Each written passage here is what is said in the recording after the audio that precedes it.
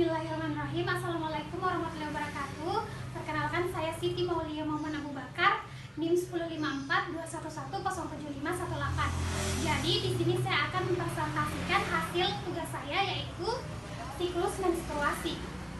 Nah, siklus menstruasi dibagi menjadi 3 fase. Fase pertama yaitu fase menstruasi, fase kedua yaitu fase praovulasi atau ovulasi, kemudian fase yang ketiga itu fase pasca ovulasi atau fase luteal. Nah, pada hari ke-1 sampai hari ke-14, nah di sini terjadi pertumbuhan dan perkembangan folikel primer yang dirangsang oleh hormon FSH. Nah, pada saat tersebut, sel oosit primer akan membelah dan menghasilkan ovum yang haploid. Nah, kemudian saat folikel berkembang menjadi folikel the graft yang masak, nah folikel ini juga menghasilkan hormon estrogen yang merangsang keluarnya LH dari hipofisis.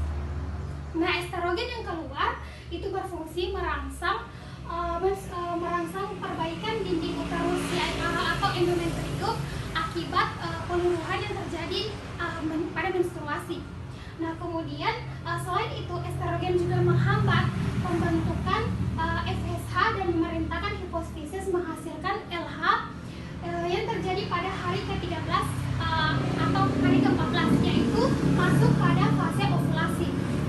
Nah, selain itu LH akan merangsang folikel yang telah kosong untuk berubah menjadi badan kuning atau corpus luteum. Nah, badan kuning ini akan menghasilkan hormon progesteron.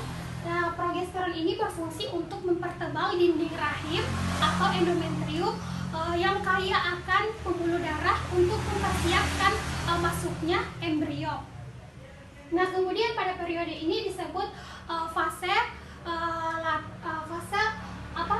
luteum atau fase pasca ovulasi. Nah, selain itu progesteron juga itu berfungsi untuk menghambat hormon FSH dan LH. Akibatnya korpus luteum akan menjadi kecil dan menghilang sehingga pembentukan progesteron terhenti. Nah, sehingga pemberian nutrisi pada endometrium juga terhenti.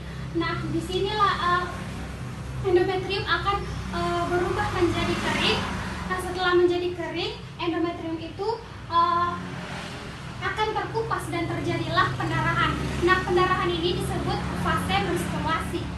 Nah, di sini akan terjadi pada hari ke-28 atau hari ke-27 pasca menstruasi. Nah, fase ini disebut fase pendarahan atau fase menstruasi oleh karena tidak adanya atau tidak terbentuknya hormon progesteron. Maka FSH akan kembali dihasilkan dan terjadilah proses oogenesis kembali. Baik, mungkin itu saja. Bila